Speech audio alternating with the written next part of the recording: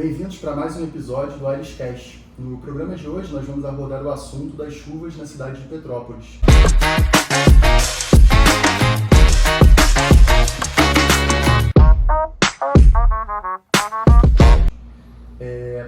Nesse sentido é fundamental a gente relembrar do dia 15 de fevereiro de 2022, em que a chuva vitimou 241 pessoas na nossa cidade e deixou mais de 4.000 desabrigados, na maior tragédia da história do município. Apenas no Morro da Oficina, 80 casas foram atingidas por um deslizamento que matou 96 pessoas.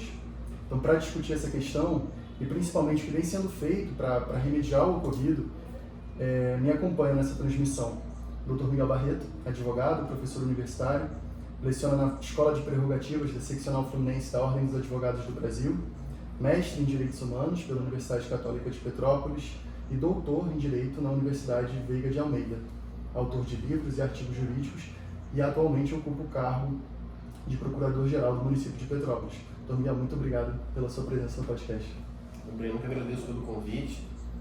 Queria parabenizar essa iniciativa no Escritório Aires da Mota, através do meu amigo, Dr. João Ricardo, que é de extrema importância para a gente fomentar a discussão de temas relevantes para a sociedade e assim a gente conseguir avançar em pautas que são relevantes para todos nós. Então, eu que agradeço aqui pelo convite, espero que a gente possa trazer muitas informações importantes para a população petropolitana. Muito obrigado. Com certeza traremos.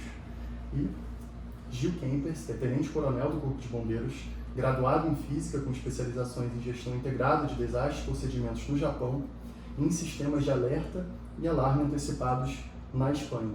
Formado no curso de nivelamento de Sistemas de Alerta e Alarme, comandou o 15º Grupamento de Bombeiro Militar que engloba Petrópolis e Três Rios em 2019 e 2020. Atualmente é mestrando da Universidade Federal Fluminense, com pesquisa na área da Defesa Civil, participa do núcleo de pesquisa da Universidade, NEPED, e foi recentemente eleito pela Universidade de Iowa um dos maiores, entre os 150 maiores especialistas em gestão de desastres e mudanças climáticas do mundo. Atualmente ocupa o cargo de secretário de Proteção e Defesa Civil de Petrópolis. Muito obrigado pela sua presença. Muito obrigado. Espero realmente que esse bate-papo, eu vou classificar como um bate-papo, realmente os assuntos são muito relevantes, mas eu acho que é um momento da gente conversar um pouco. Na maioria das vezes os assuntos eles acabam saindo para uma área muito técnica, Então, recentemente agora na parte da manhã eu tive uma reunião com a parte mais técnica, com os engenheiros, enfim. Realmente são termos muito técnicos, mas a ideia hoje aqui é desmistificar um pouco algumas coisas, trazer um pouco do que vem sendo feito, abordar um pouco também o que vem acontecendo no mundo todo, Porque o conceito de mudanças climáticas não afeta só Petrópolis, então a gente tem que abordar isso de uma forma mais ampla, entender o que vem acontecendo e entender, assim como aconteceu na pandemia, que a gente tinha um novo normal, Agora a gente vive um novo normal, esse é o novo normal. Assim como o Japão enfrenta tsunami, o Chile enfrenta vulcão, Petrópolis enfrenta chuva, mas chuvas intensas são a nossa grande ameaça e é importante a gente estar preparado para isso. E a gente vai falar um pouquinho disso aqui hoje. Com certeza. Então a gente começa, a gente situando, a vocês, quando vocês estavam, no 15 de fevereiro de 2022, como é que foi a experiência pessoal de vocês nesse dia e como é que vocês lidaram com aquela situação extraordinária? Pois é uma pergunta muito importante, que eu acho que essa tragédia de 2022, ela se distingue um pouco da tragédia de 2011, porque ela afetou o primeiro distrito da cidade. É um local onde existe uma concentração populacional e é onde a cidade vive. Eu e o Coronel Kempers, por exemplo, estávamos na prefeitura nesse momento, e nós ficamos também ilhados lá durante algumas horas, até porque o rio pudesse descer e a gente pudesse começar os nossos trabalhos. Então, é importante ressaltar esse fato, porque toda a estrutura da prefeitura também foi muito afetada. O nosso centro administrativo, que fica na Branda do Rio Branco, foi praticamente todo destruído. Nós perdemos dezenas de veículos nesse período, os nossos servidores ficaram ilhados também nas suas residências. Então, a capacidade de resposta do próprio poder público nesse momento foi reduzida porque ele também enfrentava dificuldades para poder retomar sua normalidade. Então, eu e o Coronel vivenciamos esse drama também na pele aqui no centro da cidade. Eu, por exemplo, meus filhos estudam aqui no Santa Isabel, no colégio também aqui no centro da cidade. Eu não podia ir de carro buscá-lo, eu fui a pé. Só consegui chegar lá meia-noite, apesar de ser uma distância de 1 quilômetro, talvez, a pé da prefeitura. E dormiram na casa de amigos aqui no centro da cidade, que não conseguiam voltar para casa, tinham que voltar para a prefeitura poder trabalhar também. A gente trabalhou durante aquela madrugada toda e muitas outras madrugadas, né, Coronel, em virtude dessa situação. Então eu acho que o que distinguiu essa tragédia das demais, aí, do ponto de vista do funcionamento da cidade e da resposta do poder público, foi que afetou o primeiro distrito, né, o distrito central da cidade. Afeta o comércio, né, afeta a prefeitura, afeta a ambulância, serviço de saúde, a vida das pessoas, transporte público, nem se fala, nós temos aqui ônibus sendo arrastado no centro da cidade.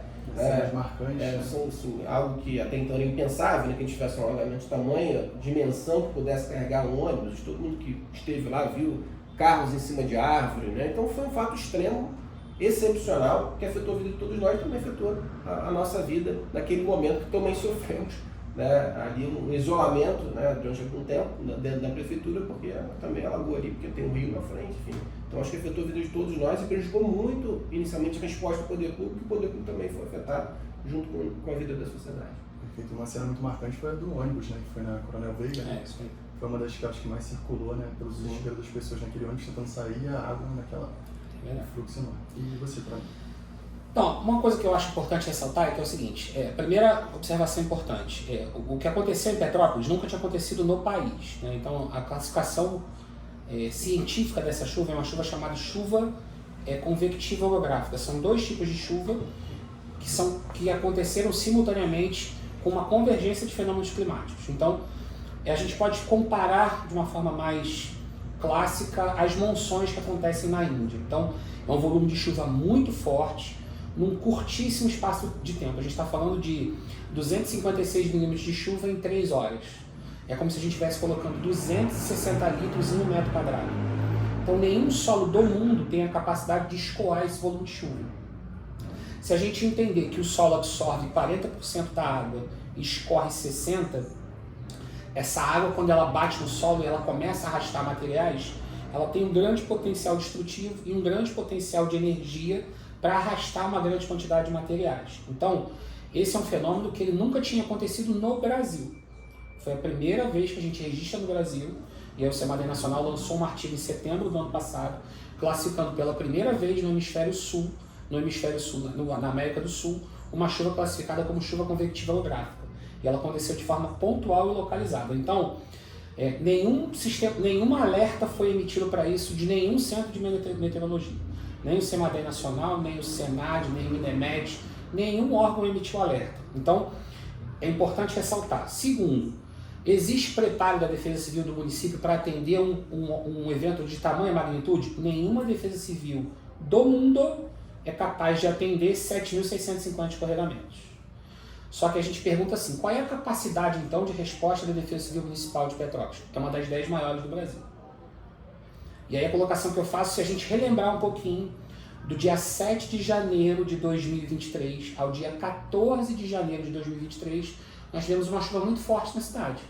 Se a gente lembrar, é porque a gente apaga, né? Porque na verdade foram semanas. Foram semanas de chuva. Então, do dia 7 ao dia 14, nós tivemos 1.000 ocorrências. E o município teve a capacidade operacional de atender as 1.000 ocorrências. Nós temos um dos maiores corpos técnicos de defesa civil municipais do Brasil. Hoje a gente tem 15 engenheiros e geólogos na defesa civil, é um dos maiores. E a gente teve a capacidade de atender as 1.000 ocorrências, absorver essas ocorrências. Foram 170 desalojados e desabrigados que foram absorvidos pela capacidade municipal de resposta. Só quando você entra numa ocorrência em que você tem 7.650 escorregamentos, 88 pontos de pessoas soterradas, em que o Corpo de Bombeiros, a Defesa Civil e todos os órgãos das esferas federais, estadual e municipal têm dificuldade de impacto com relação à resposta, e aí você entra num cenário de guerra. Então, assim, a gente está falando de um evento de grande magnitude, em que você precisa de uma organização, inclusive, pouco a gente sabe que a resposta da Defesa Civil de Petrópolis com os demais órgãos hoje é referência para o país. Então, hoje o que a gente fez aqui é referência, o Exército usa isso como parâmetro de trabalho, a Marinha usa, a Aeronáutica usa e o Governo Federal usa como parâmetro de ocorrência em grandes eventos. Por quê? Porque as pessoas não entendem que a ocorrência ela aconteceu no dia 15 e nos 10 primeiros dias pós-desastre, se a resposta não for bem organizada, você tem desastres secundários. Você tinha 75 mil pessoas sem luz, você tinha mais de 40 vias que elas estavam totalmente interrompidas, você teve mais de 8 mil casas interditadas, você tinha mais de 60 pontos de apoio abertos na cidade. É um cenário de guerra, um cenário de caos.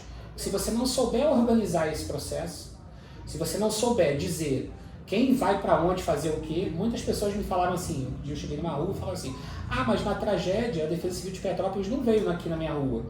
Aí eu falei, entendi, senhora, mas veio a Defesa Civil, veio alguma Defesa Civil? Ela veio a Defesa Civil de Maricá. Ela veio porque nós organizamos a cidade, esquadrinhamos as cidades por áreas e destinamos equipes para cada uma das áreas para que as 8 mil casas interditadas fossem laudadas. As pessoas não têm a dimensão disso. Foram realizados 15 mil laudos em um ano. Só para vocês terem uma dimensão disso, em 10 anos, entre 2012 e 2021, foram realizados 12 mil. Caramba. Então a gente tem uma dimensão da quantidade de ocorrências e do nível de resposta que foi dado pela organização do poder público, e aí juntando o governo federal, o governo estadual, o governo municipal. Eu estou falando isso porque eu estive recentemente em outros estados, e aí 48 horas depois do desastre, a gente já tinha mais de 2 milhões liberados para compra de cesta básica, compra de equipamento, compra de material. Eu cheguei no Rio Grande do Sul 10 dias depois do desastre. Que foi agora, recente. Nem o plano de trabalho tinha sido aberto. Nenhum município tinha conseguido a liberação de nenhum recurso. Principalmente porque num cenário de guerra, num cenário de desastre, em que você tem cidades totalmente destruídas, se você não tiver essa organização estrutural da Defesa Civil e dos órgãos, você não consegue nem começar a ação de resposta. Então essa organização é fundamental. No dia da tragédia a gente estava realmente na prefeitura e eu lembro que aquela madrugada foi a primeira madrugada de 4 meses sem dormir, basicamente.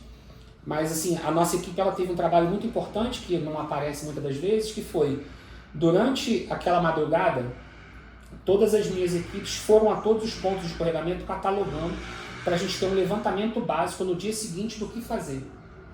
Para a gente ter uma dimensão do tamanho da quantidade de ocorrências. Então assim, a população de um modo geral, ela fala assim, poxa, mas perdemos 240 vidas. Eu prefiro dizer que nós salvamos mais de 1.700 pessoas. Falei, vamos fazer uma conta básica? Primeira coisa, foi uma chuva que ocorreu de dia, no finalzinho da tarde. Então algumas pessoas não estavam em casa. Você falou de 80 casas destruídas no Morro da Oficina. Se a gente colocar 4 pessoas por casa, a gente está falando de mais de 300 pessoas. Perfeito? Então, a gente tem registros, eu tenho vídeo de pessoas que... Eu tenho um vídeo de um morador que ele me passou, porque quando a gente esteve no Morro da Oficina, ele comenta isso comigo, ele fala assim, Coronel, as pessoas falaram que a Defesa Civil não avisou, mas isso não é verdade, a Defesa Civil avisou. Eu vou te mostrar um vídeo, é um vídeo do meu filho, que eu perdi meu filho. E ele estava na entrada do Morro da Oficina, e ele fala assim, pai, tá chovendo muito. Aí ele vira a câmera assim e fala, ó, a sirene tá tocando, mas eu acho que eu não vou sair, tá chovendo muito. E ele morreu. Então, infelizmente, a gente tem 2 formas de aprender, no amor ou na dor. E Petrópolis vem aprendendo constantemente pela dor. O que significa isso? É importante que agora a gente desenvolva uma cultura de resiliência. A gente comece a desenvolver uma cultura de prevenção de desastres. Que a gente saiba o que fazer quando emite um alerta. A gente teve na última chuva, a cancela, bateu na cancela de novo. A gente instala um equipamento para a população, para que proteja a vida das pessoas. As pessoas entendam que aquilo ali não é acionado a qualquer momento. E aí a pessoa vai e passa pela cancela. Ou então a gente aciona uma sirene, a gente só aciona a sirene no limite de escorregamento. E aí a pessoa resolve não sair de casa, não atender ao toque. Então, a gente precisa mudar essa cultura. Faltaria uma consciência pública. Uma conscientização pública. Esse é um processo que ele é lento. Vocês que são mais jovens não passam por isso, mas a gente tem um pouco mais de idade. Nem você também não, né, Miguel? Você também é novo. Eu lembro de eu andar de carro com meu pai e não usar cinto. Sim. Ninguém usava cinto. Eu andava eu lembro que meu pai tinha uma berlina. Andava na mala. Andava na mala. Era normal. E aí esse processo de conscientização foi mudando, e hoje é praticamente impensável você andar de carro sem cinto. Então é um processo que ele andou, né? Paralelo à educação com o desenvolvimento. A quantidade de processos que foram realizados de educação, campanhas educativas, vinculação na mídia de comerciais. Então esse processo foi mudando. Então é importante esse processo. Petrópolis é uma cidade diferente. Eu tive a sorte de fazer uma pós-graduação no Japão em que a população toda é treinada, porque eles vivem o risco cotidianamente. Então todo mundo sabe o que fazer. Eu tive a oportunidade de trabalhar no terremoto, de acompanhar isso lá e ver como a população é totalmente treinada e capacitada e que eles têm o entendimento disso. E aí esse é um processo que a gente tem que mudar. Por exemplo, ó, Miguel acabou de receber um alerta da Defesa Civil. O que ele faz? Isso é super importante. Isso é super importante. Né? Poxa, eu ligo para casa, falo para meu filho ficar em casa, eu falo para minha mãe ficar em casa, eu estou num local seguro, o que eu faço com o alerta? O mínimo que eu posso fazer, se eu pegar essa informação e botar no grupo da família, eu já ajudei. E aí eu falo assim, aquela pessoa que tem dificuldade de locomoção, a minha sogra conta? Sogra conta, né? A sogra que tem dificuldade de locomoção. Eu falo com ela, a senhora está onde? Está em casa? Está sozinha? Aí é uma área de risco? A senhora não quer sair antes da chuva? Porque olha só, vamos fazer um paralelo. Petrópolis chove forte, entre 3 e 7 horas. Você já viu chuva forte de manhã? Difícil. Período de chuva forte, pela formação de chuva em Petrópolis, ela é uma formação oriunda do aquecimento. Então, eu tenho uma zona de convergência, eu faço um aquecimento, eu libero para a atmosfera calor e umidade, no final da tarde vem a pancada de chuva forte típica de verão. Então, a gente vai ter uma condição de alagamento e de chuva forte e risco de escorregamento entre 3 e 7 horas. Se eu tenho que me deslocar, eu vou passar pela Coronel Veiga. Eu preciso passar às 5 horas da tarde? Eu não posso fazer um planejamento de ou saio depois ou saio antes. É uma coisa que a gente faz hoje. Treinamos os motoristas de ônibus, treinamos os motoristas de táxi, treinamos os lojistas do centro. Receberam um alerta, já sabem o procedimento que tem que fazer. Por quê? Porque eu não posso colocar as pessoas em risco. Então a gente já tem esse entendimento. E aí é uma preparação da cidade. O Miguel recebeu o alerta, ele vai buscar o filho mais cedo na escola, ou mais tarde. A escola dele é um local seguro, até porque o meu filho também estuda lá. É um local seguro. Então, filho, fica mais um pouco na escola, dá um tempinho aí. Não precisa sair correndo no meio do alagamento. Então, esse é um processo de mudança comportamental que já acontece na cidade.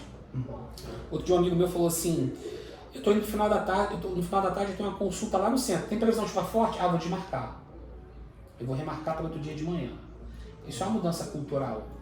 Assim, eu acho que a população, né, petropolitana, ela ficou extremamente ressabiada, né, e temerosa. Então, tanto que semana passada, quando começou a chover muito, todo mundo fica com aquele medo, aquela apreensão, né? É isso. Difícil, essa é uma mudança comportamental. Eu vou até aproveitar isso para falar o seguinte.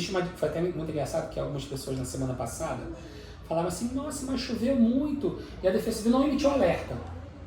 Então, assim, a Defesa Civil, ela manda mensagem de alerta. A previsão de chuva, avisar que vai chover ou que não vai chover, a gente não faz isso.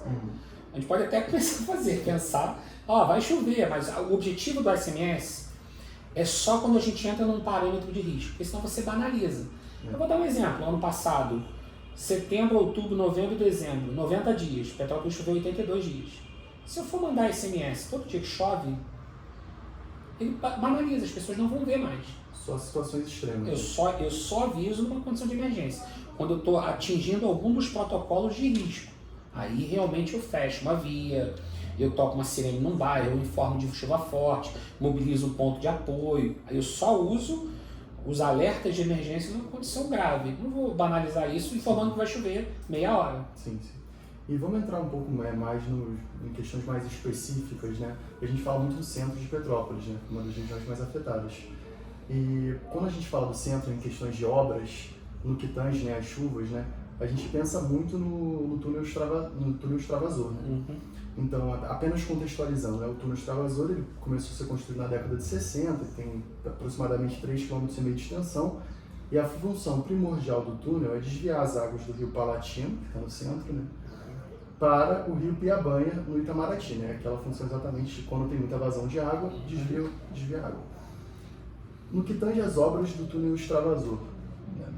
Como é que andam essas obras? É importante fazer um registro desse caso específico, porque existe um processo judicial desde 2013, né, que envolvia o município de Petrópolis e o INEA, né, que é um órgão estadual de meio ambiente, sobre quem seria responsabilidade pela manutenção dos túneis extravasor. E no mês de maio de 2022, nós tivemos uma decisão judicial que obrigou o INEA a fazer os procedimentos necessários para poder fazer o reparo do túnel, que também foi muito afetado. Já havia um processo de gasto histórico, enfim, muitos anos, né, sendo uma manutenção preventiva, mas durante a calamidade também foi muito afetado. E é um ponto muito importantes, muito relevantes, escoamento das águas do Rio Palatino, para que eles justamente não se encaminhem para o centro da cidade e sejam desviadas ali para a região do Cascatinha, né? E que acabou virando um túnel extravasor para quase que um rio, né? Ele já não é mais um túnel extravasor, não cumpre essa função de extravasar a água, ou seja, né? Quando a água chega a um certo limite, né? Extravasaria para o Cascatinha, hoje já se tornou, no momento da história, né? Houve um desvio, né?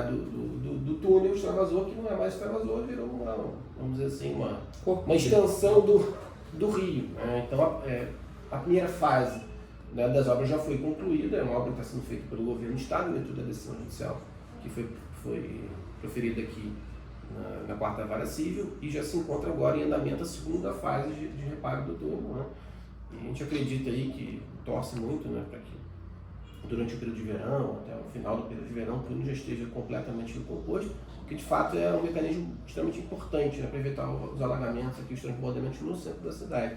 Então, é uma obra muito relevante que está sendo realizada, uma conquista da sociedade, que vai nos ajudar muito. Então, a gente está aqui sempre, o prefeito também sempre nos orienta a fiscalizar, cobrar, está em cima do que é responsabilidade do município também, né, durante todo esse processo. A gente vem tomando todas as medidas, por exemplo, questões de desapropriação na localidade, o governo do estado nos solicita, já fizemos algumas apropriações ali na área, inclusive de forma amigável, através de diálogo com a população, de maneira mais séria possível, evitando a judicialização de novos problemas, isso é muito importante também, um trabalho da Procuradoria de buscar o consenso, né, e não o embate. Acho que o evento social foi muito traumático, a gente precisa dialogar com a sociedade para convencer as pessoas do que é necessário ser feito, né, para que a gente possa avançar. Então, é claro que a gente sempre espera que essas obras se finalizem o mais rápido possível, sendo finalizadas o mais rápido possível, mas já caminhou bem e é um instrumento de prevenção muito importante para o nosso centro da cidade.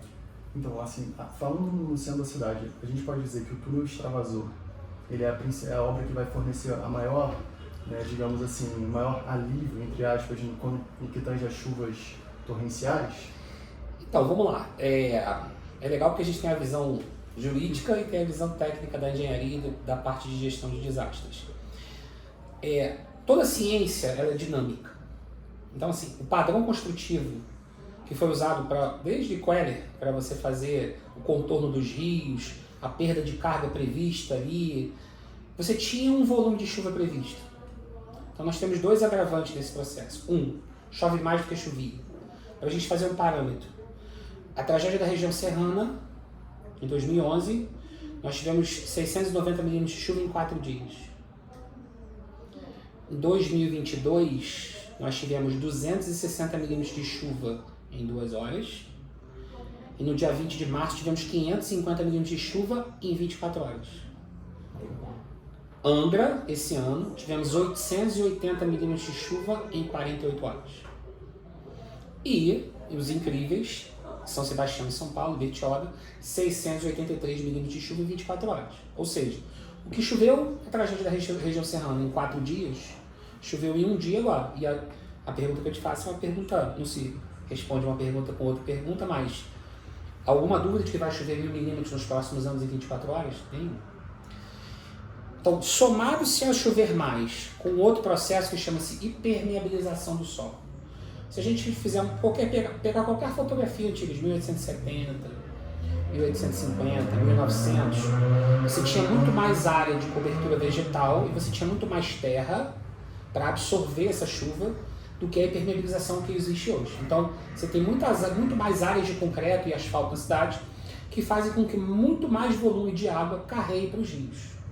Junte-se a isso a um processo de evolução construtiva, que aí a gente não pode dizer que a engenharia está errada. A legislação anterior permitia a construção no leito do rio. Então, 1870, 1900, se permitia. E eu vou dar um exemplo que eu acho muito clássico. A gente tem um condomínio que é o Iapê, ali no Alto da Serra, em que ele é na saída de um talveg. Talveg é uma conformação geológica, que é o encontro de 2 montanhas e que você tem um corpo hídrico no meio. Em 1970, 1950, você fazia uma obra, construía um prédio, na saída de um talveg, e você tinha um riozinho que carregava ali, e você falava, nossa, que lindo, você botava banquinho, fazia um jardim, se dizia hoje instagramável, é um lugar bucólico. Isso mudou, o processo de engenharia mudou. Então essa água hoje ela é captada, você faz uma redução de energia, você desvia o curso do rio, você aumenta o calado dele, você faz uma fonte de captação, diminui a energia. Então esse processo da engenharia mudou. Só que a cidade não acompanha o processo de engenharia. Então se você pegar uma foto de 1930, eu tenho uma foto de 1942, se não me engano, da Coronel Veiga, que o tamanho do rio era o tamanho da rua, o tamanho da rua era o tamanho do rio. Significa que quanto maior o rio, menor a velocidade do rio. Quanto mais largo, menor a velocidade. Quando você estrangula o rio, tem um conceito físico muito claro, muito fácil, que é a equação de continuidade. Você diminui a seção, você aumenta a velocidade. Então esse rio, ele vai passar a transbordar em outros pontos. Então, respondendo a sua pergunta depois dessa volta toda que eu dei, o túnel extravasor, ele tinha uma previsão de volume de chuva da década de 70. E hoje, eu tenho outras necessidades de água, eu tenho outros volumes, eu tenho outras observações que não se fazia e que tem que se fazer. Então a primeira coisa é um estudo completo da bacia, que a INEA já está desenvolvendo esse produto, ele tem mais um ano através do Ministério Público de uma ação para fazer o estudo da bacia, para saber qual é o volume de água carreado e quais são as intervenções necessárias. Tem várias intervenções propostas, uma delas da 13 de maio, fazer um túnel extravasor, porque se a gente perceber, o túnel ele pega a Rua da Imperatriz, ele entra na Queller, dá a volta na Roberto Silveira e ele cai ali na Alfredo Pachá para sair no Piabanho. Só que ele dá essa volta toda, isso é perda de carga, isso é perda de energia. Se eu tiver um extravasor que curte isso, claro, tem uma diferença de desnível, tem uma série de considerações físicas que tem que ser feitas, mas no momento de chuva forte, se eu tiver uma outra alternativa para dividir essa vazão, eu vou evitar que uma parte do centro alague. Não estou dizendo que vai acabar com o alagamento do centro, mas são necessárias várias intervenções. Coronel Veiga, é possível acabar com o alagamento da Coronel Veiga? Perfeitamente viável, mas é necessário um projeto, qual tipo de estrutura que deve ser feito, se você faz uma obra de intervenção com uma galeria subterrânea, se você faz piscinões, a engenharia vai ter solução para tudo. Só que você vai sempre estar vendo custo, tempo e benefício. Na Coronel Veiga a gente observa esse problema que você falou do estreitamento. Exatamente, bem comum. E aí você tem, junto-se a isso, também o aumento dos sedimentos, aí você tem lixo, tem um monte de coisa carreada, com o rio estrangulado. Então assim, nós fizemos esse ano, eu acho que foi uma vitória do prefeito, e a gente está vendo isso, o reflexo disso, porque a gente acompanha muito a vazão e a velocidade dos rios, que é uma coisa mais técnica. E a quantidade de chuva das últimas ocorrências, se não tivesse sido feita a dragagem, o tempo de escoamento me diz que a dragagem foi bem feita. Por exemplo, essa chuva forte que teve na terça-feira passada de manhã, a Coronel Veiga ficou alagada 27 minutos. Talvez. Se não tivesse feito toda a dragagem, a gente estaria falando de 2, 3 horas de área alagada. Então, quando você faz uma dragagem eficiente, que você consegue fazer o dimensionamento da vazão e do volume, você faz com que o rio diminua esse impacto de alagamento mais rápido, ele volta para a área mais rápido. Então esse é um trabalho constante, né, que tem que ser feito. Exatamente, isso que eu ia perguntar. E a prefeitura ela tem um planejamento para manter constante essa dragagem? Exatamente, esse é um trabalho que um pouco aparece, mas na semana passada mesmo, no dia seguinte à chuva, a gente já estava com máquina nos pontos que a gente sabe que acumulam sedimentos, as máquinas já fizeram a manutenção, já fizeram a limpeza, e aí o Léo, que é o presidente da Condep, fez uma proposta muito interessante, que é uma equipe de intervenção rápida que trabalha em conjunto com a Defesa Civil. Então assim, começou a chover forte, a gente já deixa uma equipe reservada de 30 pessoas que fazem essa manutenção de forma muito ágil. Então esse é um processo que é uma nova forma de pensar a cidade. Então, assim como no Japão você tem... Eu fiquei muito impressionado quando eu estava em Tóquio e a gente teve um terremoto em Nagano. E aí a gente foi de automóvel mesmo até Nagano. E a gente viu várias ruas rachadas, enfim. A gente foi para lá, trabalhou no terremoto, quando a gente voltou, as ruas já tinham sido consertadas. Impressionante. Isso é um protocolo. Eficiência, né? Isso é um protocolo institucional. E a gente tem que aprender com isso. Então, eu falei, Léo, a gente sentou com o Léo, a gente tem que ter uma equipe de intervenção rápida, justamente isso. A árvore caiu, está fechando a via, então a gente tem que ter uma equipe de intervenção rápida, de corte, picotar a árvore, jogar para o canto e vir um caminhão recolhendo. Se eu tiver uma intervenção no rio para fazer rápido. Então esse é um trabalho que a gente começou a fazer. Esse é um projeto piloto também. Dessa intervenção durar 24 horas. Essa chuva da semana passada, a gente já teve isso. Ou seja, entre chover e alagar e a cidade voltar à sua normalidade, que a gente chama do conceito de resiliência, a gente está falando de 4 horas, no máximo 4 horas. Então isso é um processo que é um desafio, porque você tem que acompanhar e monitorar a cidade o tempo todo, o CIMOP é importante pelas câmeras, mas é um trabalho muito difícil, porque esse é um trabalho de 24 horas. A gente tem gente acompanhando 24 horas. Então seriam 4 horas para normalizar. Para normalizar. E aí a gente está falando de um tempo-resposta muito maior do que a maioria das cidades. A gente está vendo em São Paulo, viu? Semana passada em São Paulo, a gente está até hoje, né, com algumas localidades sem luz. E aí, se a gente lembrar, no ano passado, a gente sofreu uma situação parecida com essa. Em Araras, nós tivemos um período de vento muito forte, uma intensidade de vento muito forte, e a gente organizou uma força-tarefa, e aí essa que é a dificuldade, e, na realidade essa que é a grande vantagem do poder público poder se organizar. A gente fez uma força-tarefa ENEL, CONDEP, Defesa Civil e Corpo de Bombeiros, trabalhando de forma integrada. Então as ocorrências que a ENEL avançava e que eu tinha fiação derrubada sobre a árvore, a ENEL assumia a ocorrência em parceria com o Corpo de Bombeiros. As ocorrências de queda de árvore que não tinham a incidência da ENEL, atuava a Defesa Civil e a CONDEP. Então a gente conseguiu, das 1000 e poucas árvores que tivemos de ocorrência, em 72 horas o sistema está restabelecido. Eu só vou complementar a fala do Coronel. Ano passado a gente fez a maior dragagem da história da cidade. A Prefeitura, o INEA e a CONDEP, né, por determinação do prefeito. Foram quase 30 milhões de reais gastos, né, não só aqui no centro da cidade, mas atinge distritos. Né? Você pode pegar ali Correios, Nogueira, Bom Sucesso, a gente verifica ali também. Né? Uma dragagem que veio do primeiro distrito, assim, até o último distrito, no sentido de se buscar uma prevenção, né, como o Coronel falou, né, fazendo ali, né, lateralizando os rios, fazendo a dragagem, aprofundando os rios, a gente consegue reduzir de fato os alagamentos, que pode se e isso é muito importante, porque meio metro para cima, meio metro para baixo evita um alagamento, por exemplo, na região central da cidade. Né? Então é importante destacar que esse trabalho continua, né, de dragagem, mas que ano passado especificamente foi feita a maior dragagem da história da cidade. Perfeito. E a gente observa, né, andando de carro pela cidade, que vira mexe tem umas câmeras né, anotando o nível de água dos rios. Né? Isso. Aqui na Washington Luiz eu vejo com certa frequência que eu paro meu carro aqui na fábrica, né, ali tem bastante. Isso. E é um monitoramento que tem que ser contínuo. Contínuo. Né? Então as câmeras são ligadas ao centro de monitoramento, onde ficam. Também é uma novidade da cidade, que poucas vezes aparece. Essa é uma visão diferente do prefeito. O que acontece? A Defesa Civil ela tem um conceito muito forte de cidade resiliente. E esse conceito de cidade resiliente é uma premissa da ONU, né, que são as ações de desenvolvimento sustentável. O que a gente fez? Eu acho que ODS. As famosas ODS. Qual é o grande pulo do gato que eu acho que a Defesa Civil de Petrópolis entendeu? Que o conceito de cidade resiliente ele é abrangente e ele inclui o conceito de cidade inteligente. Então, quando eu estava fazendo a pós de cidade inteligente, eu escutava muito falar em cidade conectada.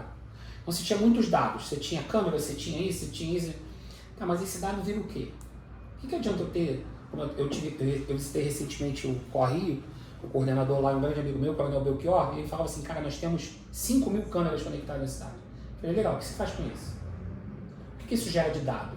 Isso gera de produto? Porque a eficiência do serviço público está ligada a pegar todos esses dados e transformar em alguma coisa. Em transformar em melhoria. Por exemplo, quando o CIMOP começou a realizar as multas através das câmeras, as pessoas falavam assim, é um absurdo multar, mas a fluidez do trânsito melhorou 70%. Caramba. Porque as pessoas passavam a não parar mais em alguns locais porque sabiam que tomava multa. Então, como você parou de parar em fila dupla, eu tinha um volume, e é como se fosse um fluido, né? Se eu tenho um rio maior, eu consigo passar mais carro, eu tenho menos engarrafamento. Sim. Então, esse é um processo que aconteceu. Então, você transforma isso em produto. Qual é o grande pulo do gato? Eu tenho várias câmeras que fazem o monitoramento com relação à segurança pública, mas a gente tem um protocolo interno de que no momento da chuva, essas câmeras viram para o rio. Certo. E elas fazem o monitoramento em tempo real das imagens. Então, por isso que a gente fala assim, fechou a Coronel Veiga. Eu não fecho a Coronel Veiga porque eu quero. Deu vontade de fechar a Coronel Veiga. Eu tenho uma câmera na Patrone, eu tenho uma câmera no Gulf, eu tenho câmera antes e depois que acompanha o seu volume da chuva. Então, quando começa a chover no Quitandinha forte, eu sei que se o somatório dos pluviômetros do Quitandinha bater 50 milímetros, em 7 minutos alaga a Coronel Veiga. Se esses pluviômetros do Quitandinha registrarem 85 milímetros, o centro alaga em 20 minutos. Então eu tenho tempo de avisar a população desse processo. Então, a maioria das vezes, quando a gente liga a sirene da Coronel Veiga, liga a sirene do centro, é porque a gente sabe que nos próximos 20 minutos o centro e a Coronel Veiga podem alargar. Perfeito? Então, essa é uma informação constante. Então, 2, 3, 4 horas da manhã, a equipe está olhando, monitorando, acompanhando. Vira e mexe, eu boto uma equipe, esse é um trabalho que só Petrópolis realiza, que a gente chama de ronda preventiva. Quando a gente começa a chover muito forte nas localidades, eu desloco 2 equipes, que elas começam a rodar as localidades. Antes mesmo da população ligar 193, 199, a equipe vai à comunidade, roda a comunidade, vê os indicativos geológicos, pode ser um muro que deu barriga, um poste que entortou, são indicativos geológicos de movimento de solo. E aí ele já automaticamente aciona o nosso geólogo. Ou, se a situação é muito grave, a gente tem um sistema que a gente, através do celular, transmite a imagem em tempo real para o CIMOP e o geólogo faz a avaliação de lá. Perfeito. Então a gente usa a tecnologia para acelerar esse processo. E, doutor Miguel, nesse contexto de obras que o município vem fazendo, como é que você enxerga a cooperação do governo do Estado? Né? Você enxerga que o governo do Estado ele atende os anseios da prefeitura em questão de investimento e apoio? Importante essa pergunta, né? Porque, de fato, a cidade foi atingida de maneira muito grave. Né? E os investimentos financeiros, os aportes financeiros necessários para poder fazer frente na quantidade de obras é muito importante. Né? É claro que a gente sempre conta com o apoio do governo federal e do governo estadual. Houve uma dificuldade ali de diálogo nesse início, né, de período de calamidade, porque o município sempre cobrava do Estado um convênio, né, para que houvesse uma sinergia nas intervenções. A gente sabe que o Estado tem uma capacidade financeira muito maior do que o município para poder fazer frente a essas demandas todas. Né? Hoje, só para vocês terem uma ideia, temos em andamento, seja obras concluídas em andamento ou licitadas, né, em torno de 150 obras que estão sendo realizadas. Aí, se é só percorrer a cidade, principalmente a região do Alto da Serra, né, que a população pode perceber a quantidade de obras em andamento, a gente precisava dessa parceria. Então, de fato, essa falta, essa dificuldade de diálogo e a ausência de um convênio específico que pudessem município e Estado definirem as prioridades, né, quais seriam as primeiras obras, quais as primeiras intervenções, do ponto de vista da defesa civil, as mais relevantes, né, em termos de prevenção, em termos de recuperação daquela via, foi de fato um grande problema que nós tivemos. Enfim, hoje a questão já caminhou mais, as obras já estão, em grande maioria, né, já concluídas, com uma grande intervenção ali no Alto da Serra, na região do Morro da Oficina, que vai ser realizada. A gente pode falar um pouco mais sobre isso também, né, mas a grande maioria delas feitas com recursos próprios do município. E eu acho que isso demonstra um esforço enorme que o prefeito fez para poder reconstruir a cidade, né, de fato sem depender, né, de um apoio federal ou do governo do Estado, que é muito importante porque gera agilidade, né, gera uma decisão mais técnica e menos política, né, sobre as obras que vão ser feitas, quais intervenções que vão ser necessárias. Então, acho que foi muito importante o município ter a capacidade de resposta para poder dar agilidade, né, a esse processo, principalmente definir as prioridades de forma técnica e não de forma política. Né? E é assim que a gente espera que essas demandas, essas obras continuem, né, para que isso são extremamente relevantes para que a gente tenha prevenção, né, para a próxima chuva. O verão está chegando daqui a pouquinho, né, já que não já chegou, né? Então, prevenção é a palavra-chave, né, que claro que a gente não controla o evento climático, né, mas a gente controla a resposta, a reação e a prevenção da cidade. É esse que é o nosso foco hoje em dia. Perfeito. Nessa capacidade do município, né, de responder, de fazer obras, né, a gente notou recentemente um cabo de guerra, digamos assim, no que tange ao percentual de repasse do ICMS, né, com o município de Teresópolis mais especificamente. Felizmente, o Supremo Tribunal Federal, na pessoa do ministro Cristiano Zanin, reconheceu o direito a um repasse maior de Petrópolis, recentemente, 6 de setembro agora. Então, eu gostaria, doutor Miguel, que você explicasse um pouco melhor do que se trata essa problemática, né, e de que maneira essa situação poderia, ou ainda pode, né, porque foi uma decisão liminar, né, pode afetar o orçamento do município para as obras de contenção com relação à chuva. Vou tentar explicar aqui de uma maneira mais simples possível, é uma questão jurídica complexa, né? Mas eu acho importante que a população entenda, né? Quer dizer, hoje nós temos uma grande empresa sediada na nossa cidade há algumas décadas, que é a GESELMA, que é uma empresa que faz hoje reparos de turbinas de avião, tanto comerciais quanto aviões de combate também. E é uma empresa que cresceu muito, né, na última década, apesar de alguns setores da empresa não terem muito êxito. Esse setor específico, né, de reparos de turbinas cresceu a nível mundial, né, uma das nossas maiores empresas do Brasil. Né? E por conta do seu faturamento, da sua movimentação econômica, né, isso gera um grande benefício para a cidade em que ela se encontra, em que ela está sediada, em relação ao recolhimento de ICMS. Né? E eu vou aqui tentar explicar de forma mais breve, mais simples possível, né? O recurso do ICMS ele é dividido entre os estados e os municípios. O estado recebe uma cota à parte mais relevante, os municípios uma cota menor. E como é que se distribui esses recursos entre os municípios? Através de um índice de participação dos municípios, o IPM. Ele vai definir qual o percentual que cada município vai receber em relação à distribuição que cabe aos municípios. E as pessoas, como é que se faz esse cálculo, né, do IPM? Se faz pela produção de riqueza de cada município, fundamentalmente. Ou seja, aqueles municípios que têm uma circulação maior de riqueza, né, entre as suas empresas, eles recebem um índice menor, aqueles que têm um índice menor de circulação, né, um percentual menor de circulação de riqueza, ele recebe um índice menor. Ou seja, não tem muito a ver com a questão da quantidade de pessoas que moram naquela cidade, do tamanho da cidade, tem a ver é um trincó da produção de riqueza. E das nossas maiores preocupações, assim que o governo assumiu em 2021, é que nós notamos que o IPM estava em queda acentuária, que não fazia muito sentido, né? Se a nossa maior empresa ela vinha crescendo a cada ano, movimentando aqui na cidade bilhões de reais, como era possível que o nosso índice de participação no município estivesse sendo reduzido? E identificamos ali um equívoco no preenchimento das informações pela GSELMA, ou seja, nós estávamos informando ao Estado um valor menor do que deveria informar, né, a título de DECLAN, que é a declaração, e você reflete esses valores, né, e claro que isso impactava no nosso IPM. Essa empresa divulga um valor menor de circulação de riquezas para fins de cálculo de IPM, o IPM é menor e você tem uma crise muito grande financeira, porque o valor também é reduzido. Então, na realidade, o município ingressou contra uma ação contra a CELMA porque discordava apenas da forma como ela preenchia a declaração. Que afetava diretamente o percentual, que hoje, pode-se dizer, é a nossa maior empresa disparada na cidade, né, que mais movimenta riqueza na cidade, graças a Deus. E isso foi fruto de uma parceria do município, que dá isenção fiscal, que tem mão de obra qualificada, que utiliza a sua malha viária para os caminhões da empresa pudessem circular. Então é uma parceria do município com a empresa. E nós desejamos que toda a cidade tivesse uma GSELMA, seria muito bom, mas isso é uma construção da nossa cidade, uma construção do nosso povo. A gente abre mão de ISS porque para nós o IPM é importante. Então é um jogo que todos ganham e ninguém perde. E também é importante salientar que a empresa, a GSELMA, ao mudar o seu critério de declaração, isso não impactaria um centavo a mais de pagamento de imposto. Ou seja, a empresa não precisaria pagar mais nenhum imposto. Era somente a forma como ela declarava a entrada dos produtos no seu estoque e a saída depois, né, dos produtos já com a implantação daqueles itens nas turbinas, que estava equivocada. Só isso que nós queríamos, que a empresa de fato fizesse essa retificação. Conseguimos na justiça o reconhecimento desse direito, retomamos a nossa arrecadação, o que nos deu a possibilidade de ter uma independência maior, uma autonomia para poder investir na cidade, inclusive na recuperação. Né?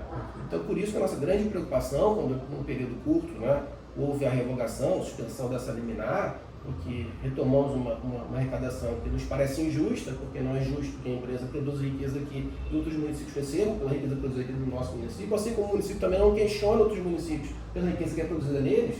O município que cedia Petrobras, que bom, né? Uma CSN com Volta Redonda, maravilha. Uma construção que a cidade teve com as empresas, isso a gente não questiona. A gente não quer tirar nada de ninguém, só quer reconhecer um direito que é nosso. E eu acho que os cristianos ali têm muita sensibilidade para entender isso, que o município apenas pleiteava o que era dele, não que ele retirar o que é dos outros. Né, dos essa retirada bruta também, né? Sim, claro, e claro que afeta a execução. Né? O Coronel Kempis aqui tem toda uma programação durante o ano para executar, né, as políticas que ele implementou. Então você imagina que no meio do ano, do dia para a noite, em qualquer empresa você diga, olha, a partir de amanhã, né, quando você abrir a porta aqui, esse orçamento não é mais de 100 mil reais, é de 10 mil. Quer dizer, como é que você consegue pagar salário do servidor, pagar o aluguel, né, pagar a energia elétrica, pagar a manutenção, pagar a limpeza do escritório? Como é que você vai fazer isso de forma tão abrupta? Né? Então, de fato, esse foi um argumento sem planejamento nenhum. Como isso afeta a vida das pessoas? Né? Então, acho que esse argumento foi muito relevante.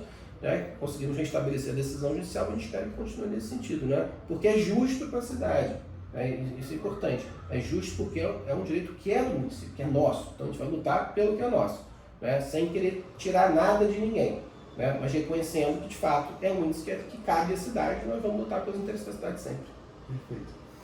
E vocês bem mencionaram já que está chegando a temporada de chuva, né? Começa ali no final de outubro, vai até mais ou menos ali abril, né? Já começou, né? E eu acho que a pergunta que todo petropolitano quer fazer nesse momento é o seguinte: em que estágio a cidade se encontra atualmente no caso de haver outra chuva parecida ou até pior do que aquela, né?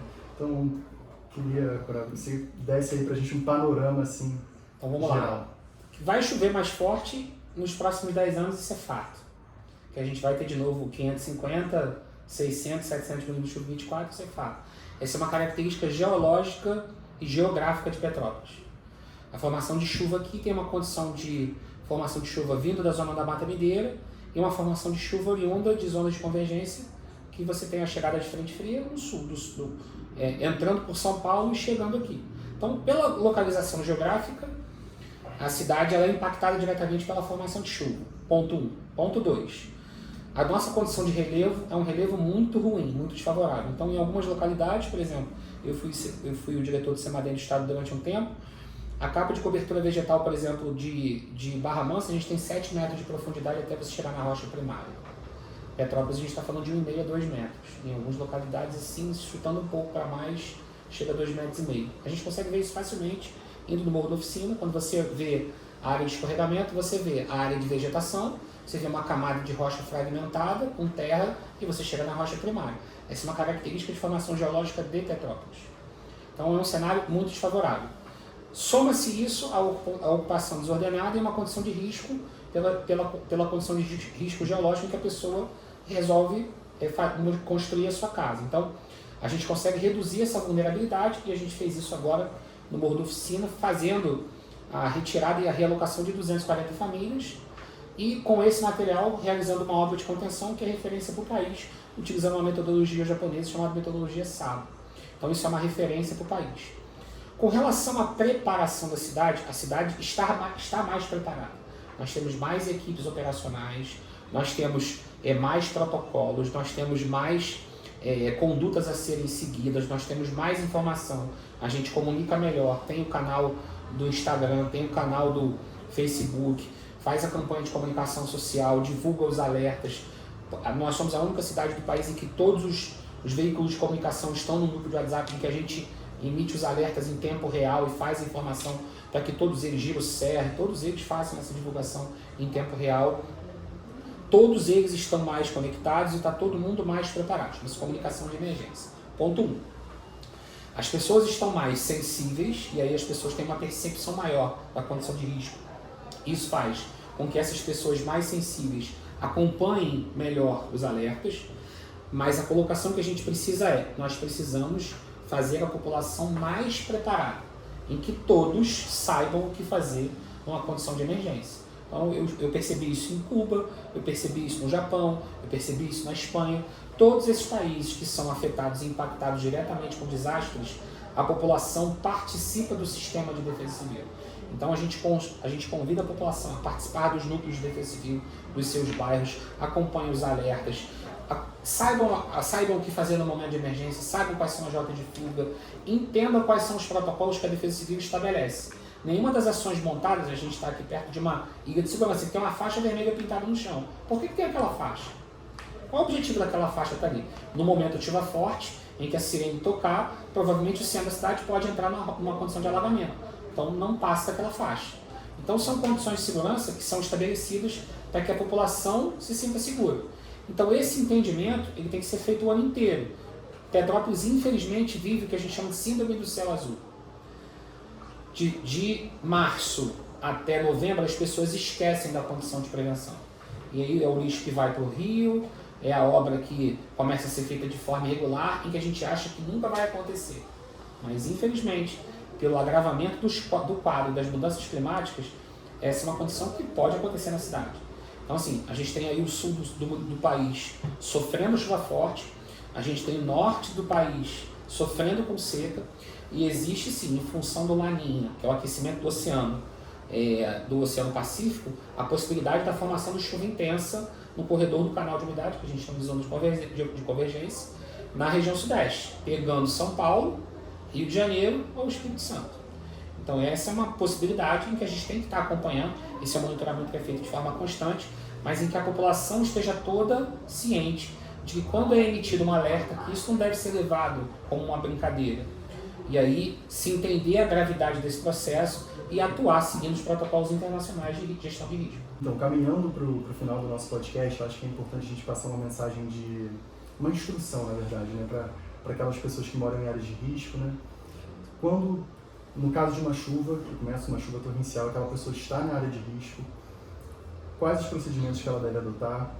E, num caso mais grave, uma pessoa que a casa dela, né, sofreu, exatamente. O que ela pode fazer para minimizar aquela situação? Então vamos lá. Primeira coisa, primeiro de todos, né? Eu acho que a gente tem que começar de forma antecipada. Então, todo morador que reside numa área que é classificada como área de risco, ele tem que procurar o seu núcleo de defesa civil local e saber quais são os protocolos. Nós fizemos um trabalho muito importante esse ano chamado mapeamento participativo. A gente foi a todas as comunidades e demarcou as rotas de fuga. Então a primeira colocação é, o morador de uma área de risco, ele tem que saber qual é a rota de fuga. Ponto 1. Segundo, ele tem que saber quais são os pontos de abandono, ou seja, quais são os protocolos em que tocou a sirene, nós temos comunidades que o aviso é dado pelo apito ou por sirene. Quando essa sirene for acionada, que ele se desloque para o ponto de apoio. Então toda a comunidade tem um ponto de apoio, que ele é estudado pela equipe de geólogos da Defesa Civil e que esse ponto de apoio fica fora da área de risco. Então ele pode procurar esse ponto de apoio, que numa condição de chuva forte, esse ponto de apoio vai ser aberto. Então, algumas comunidades mais sensíveis, a gente já faz isso antes. Por exemplo, o Alto da Serra, Sargento Buenim, Vila Felipe, são localidades em que a população foi muito impactada. Então, muitas das vezes, o ponto de apoio ele é aberto antes mesmo de se atingir o protocolo. Por quê? Porque a gente sabe que algumas pessoas ali tiveram um impacto psicológico muito grande e a pessoa está em casa, ela entra em pânico e ela não quer ficar em casa. Então a gente abre um ponto de apoio, que normalmente é uma escola, para que a pessoa aguarde passar a chuva forte no ponto de apoio. E se a pessoa não tiver segurança da sua casa, e infelizmente algumas pessoas estão voltando para algumas áreas interditadas, que ela se desloque para um ponto seguro, ou para a casa de um parente, ou para um ponto de apoio. Nada é mais importante do que a vida. Eu tenho 26 anos de Corpo de Bombeiros, e a pior sensação que a gente pode ter é tirar um corpo da lama. É o nosso maior sentimento de derrota. Isso poderia ter sido evitado porque a pessoa poderia antecipadamente deixar uma condição de risco, porque é uma coisa que a gente sempre fala na geologia e na engenharia, o escorregamento ele não acontece de uma hora para outra. O limite de ruptura ele leva um tempo para acontecer. Então, a gente está falando daquela chuvinha fraca que fica 4, 5, 6 dias, de repente vem uma pancada de chuva forte. O escorregamento ele não acontece repentinamente de uma hora para outra. Então eu tenho sempre um processo de modificação do comportamento do solo, que ele vai acontecendo aos poucos. Se o morador ele conhecer, se ele participar do NUDEC, fizer todos os treinamentos, ele vai entender, ele vai aprender a fazer um pluviômetro caseiro, ele vai aprender a fazer um infiltrômetro caseiro, ele vai fazer um sensor de movimento de massa caseiro, ele vai saber quando que a casa dele vai estar em risco.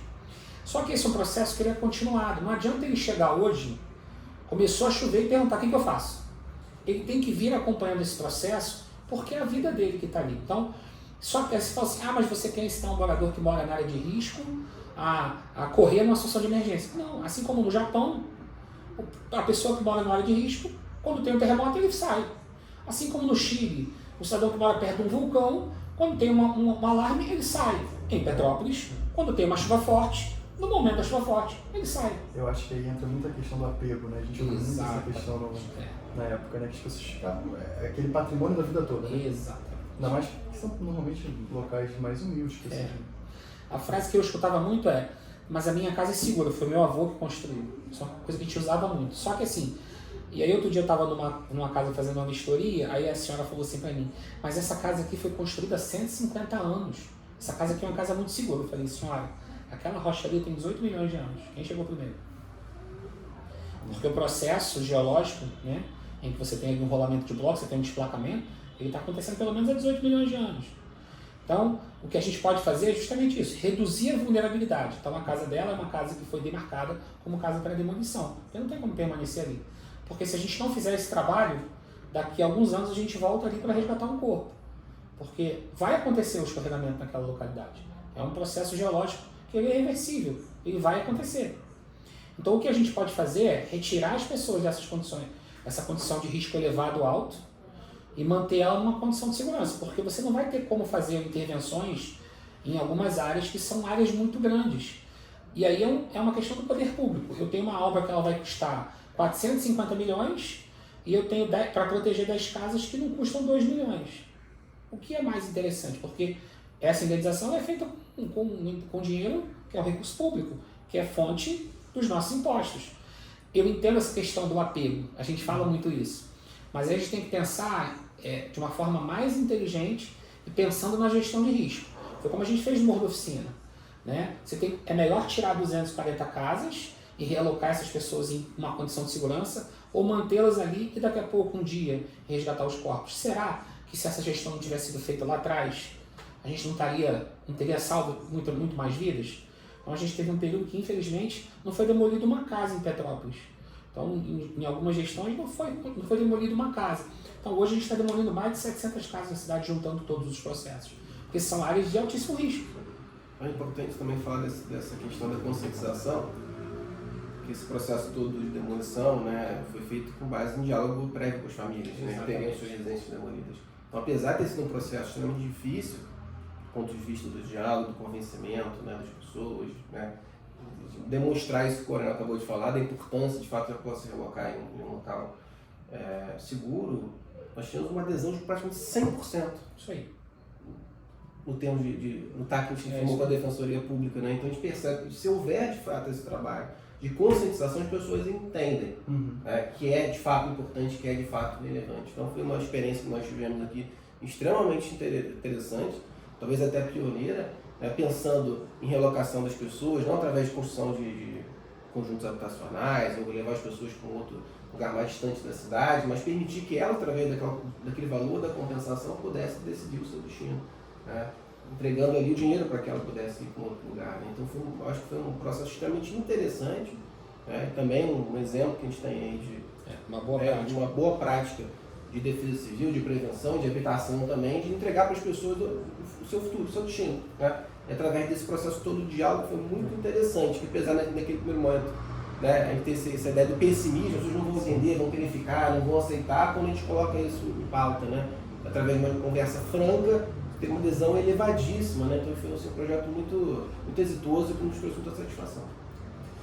Então, finalizando o nosso podcast, eu quero agradecer ao Dr. Miguel pela sua participação, agradecer ao Tenente Coronel Kempers, acho que vocês acrescentaram muito, ficou muito claro para a gente muitas questões, ainda que, né, nós como petropolitanos que vivenciamos isso, tínhamos muitas dúvidas sobre essa questão e com a temporada de chuva chegando também, a gente fica mais apreensivo. Então agradeço a vocês e a todos, até o próximo Airescast.